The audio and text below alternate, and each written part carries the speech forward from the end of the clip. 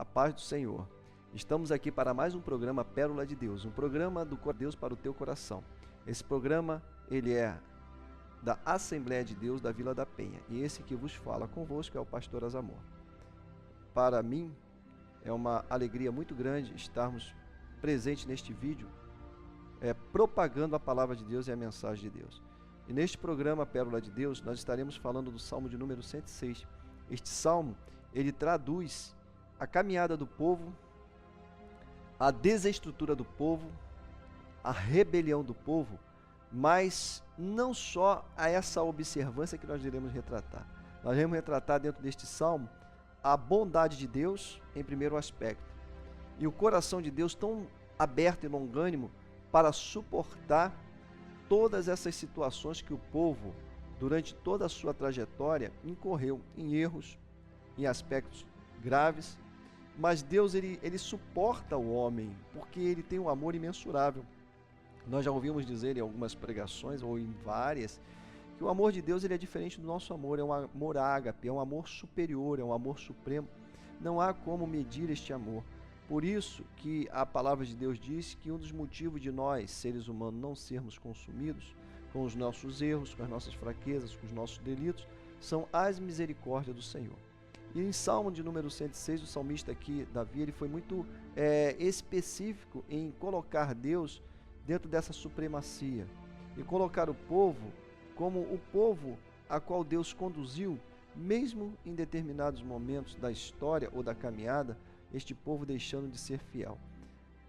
Pastor, qual é o maior problema da humanidade do presente século que vivemos? O maior problema da humanidade no presente século que estamos vivendo é a rebelião e a infidelidade.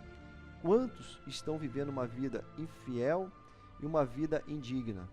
Eu quero te chamar a atenção nesta hora e neste programa para que você possa rever os teus conceitos, seus princípios, definir de fato o que é certo e o que é errado. Às vezes nós oramos para Deus, Deus, podemos fazer isso, devemos fazer isso, Deus, Deus e Deus. Mas uma das questões que às vezes esquecemos de colocar nas nossas orações é perguntando a Deus, até onde devemos ir e até onde devemos parar? É aquela história legal do ser humano. Até aqui eu vou e daqui por diante meu irmão vai.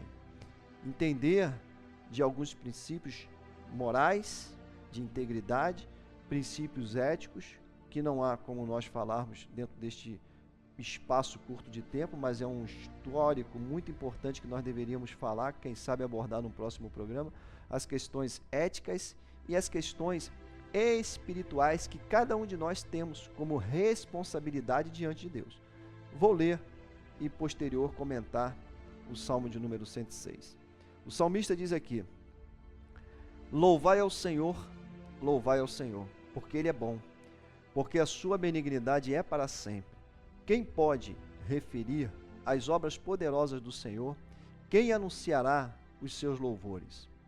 Bem-aventurado os que observam o direito, o que pratica a justiça em todos os tempos.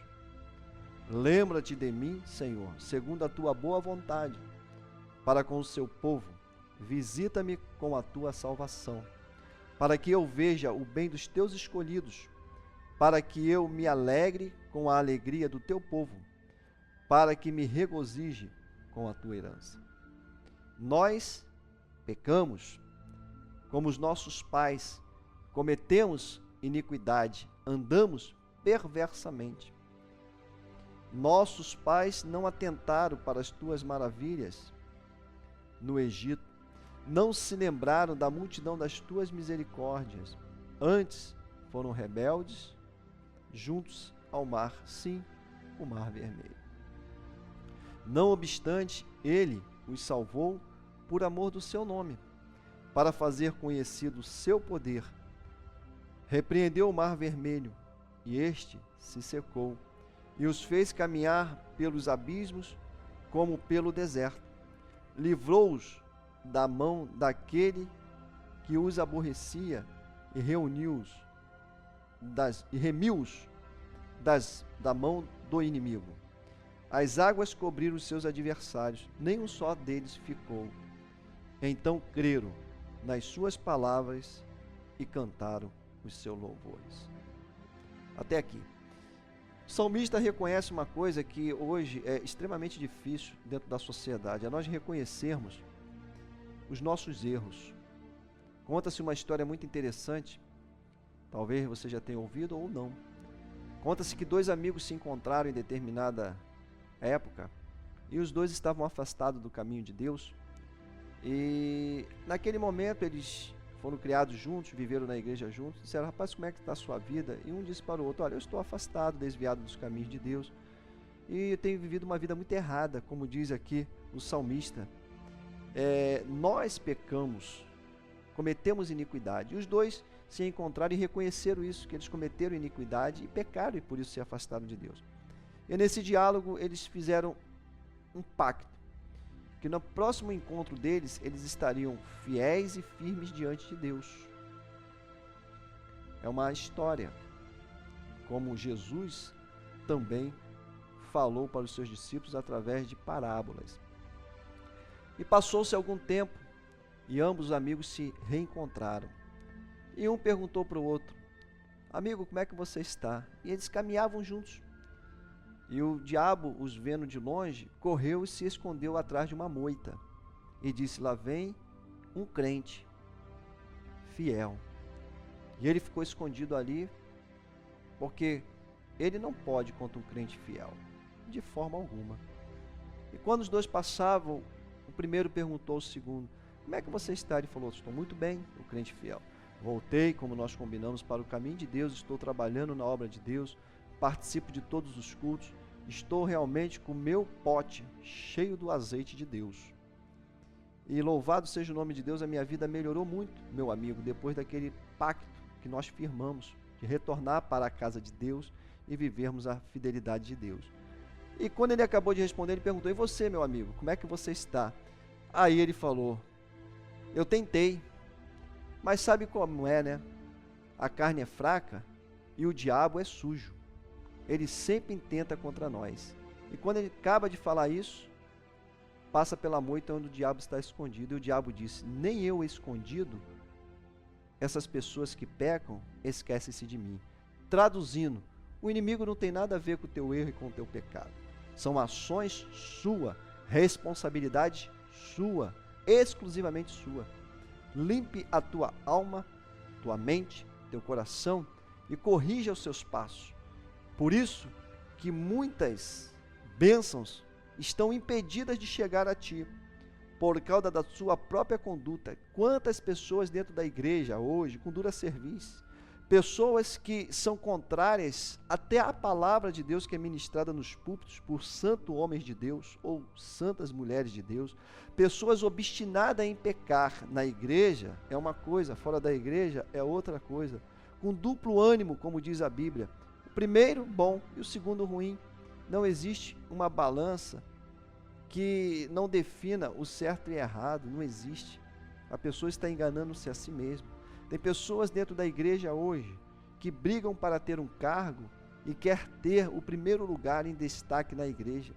Deus não instituiu e não criou igreja para que nós tivéssemos primeiro lugar, porque a igreja não é nossa, nós somos peregrinos, nós somos passageiros. Quantas pessoas criando dissabores, desunião por causa de cargo, por causa de funções dentro da igreja, causando tremendamente coisas que entristecem Deus e entristece outros irmãos, porque a pessoa se acha absoluta e quer ser líder a todo custo e se achar o melhor ou a melhor. Não existe na casa de Deus o melhor ou a melhor. Quem é melhor é Deus. O jovem, quando chega para Jesus: bom mestre, por que me chamas bom? Olha, nós não somos bons, bons é Deus. A misericórdia de Deus é que é boa na nossa vida. Nós nos esforçamos, mas se você for avaliar e reavaliar a tua conduta, quantas coisas certas você fez ainda esse ano? Estamos no mês de fevereiro. E quantas coisas erradas também houve na tua vida? Nós erramos, é plural. Mas nós devemos buscar de Deus as coisas certas e boas, reavaliar nossa conduta, nosso pensamento e perguntar a Deus, não a nós, estamos certos? Perguntar a Deus e sentir na tua alma, no teu interior, o que Deus tem a falar contigo. E isso se Deus ainda fala no teu interior. Se não falar, irmão, ore, busque a Deus, deixe os seus maus caminhos, porque ainda há tempo de se converter e voltar para casa e para o aprisco de Deus. Por isso que o salmista diz aqui, olha, lembra-te de mim, Senhor, segundo a tua boa vontade. Deus ainda se lembra de você segundo a sua boa vontade. Para com o teu povo, ou seja, nós, visita-me com a tua salvação. Olha bem o aspecto da salvação. Não existe mais nenhum acontecimento que venha pré-definir ou anunciar a volta de Cristo. Está tudo preparado, pronto para que Jesus venha buscar a sua igreja. E nós temos que estar atentos para isso, para esta salvação. Não vai ser através de dinheiro, não vai ser através do teu poder, do teu cargo na igreja, da sua função eclesiástica. Vai ser mediante a tua vida diante de Deus. Existe um memorial de todas as realizações do homem na terra, em relação a Deus, em relação ao certo, em relação ao errado, pecado, que Deus abomina. Deus nos ama, mas o pecado, Deus abomina. Portanto, o salmista diz aqui, nós pecamos, cometemos iniquidades, andamos perversamente. Reavalie a tua conduta. Muitas coisas na tua vida podem mudar. Muitas coisas podem melhorar. Talvez, na tua avaliação, uma palavra dura, mas é uma palavra bíblica direta, a qual o salmista extrai do seu texto coisas tremendas, profundas, para que o homem possa retornar para as verdades, não do homem, mas as verdades de Deus, porque são essas verdades que nos abrirá as portas e manterá aberta as portas da salvação. Mas ele diz o seguinte, não obstante, ele os salvou por amor do seu nome. Por amor do nome, Deus, através de Jesus, ele continuará a querer te ver bem e desejar te abençoar. As benignidades que o salmista e alguns textos da Bíblia relatam, nada mais é do que aquele que tem prazer em abençoar sempre. Pastor, o que é longanimidade? É o prazer que Deus tem de te abençoar sempre, ou de abençoar sempre a humanidade. Entenda que Deus tem promessas para a tua vida, entenda que o tempo do sol da justiça surgirá sobre a tua vida e sobre a tua casa. Agora não deixe de adorar e de servir a Deus como Ele tem chamado, como Ele requer, como Ele deseja, como Ele fala, como Ele registra através dos seus escritos sagrados que estão dentro da Bíblia.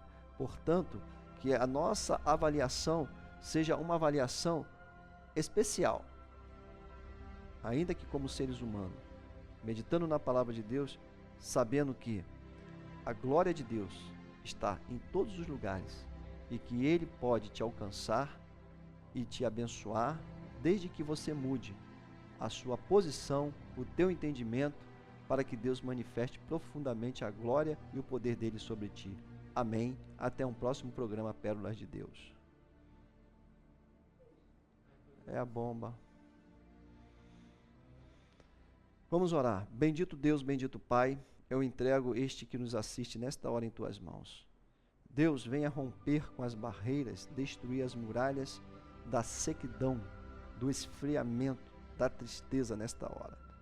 A transformação é tua, que este ou estes que nos assistem possam ter os seus corações abertos para que tu possas entrar, fazer morada, permanecer e também ter a alegria de ver os seres humanos andando, servindo ao Senhor com todo o seu coração, com empenho, com amor, exercendo a misericórdia, esquecendo-se de errar, deixando o pecado de lado que tão de perto nos rodeia e vivamos a paz, a segurança, o amor, a fraternidade e as coisas boas e corretas desta vida, para que a profusão, a manifestação do Teu Espírito seja sobre cada um que nos assiste neste programa Pérolas de Deus. Esta é a minha oração e eu tenho certeza que é o Teu desejo de abençoá-los rica e poderosamente. Amém. Até um próximo programa Pérola de Deus. Que Deus te abençoe.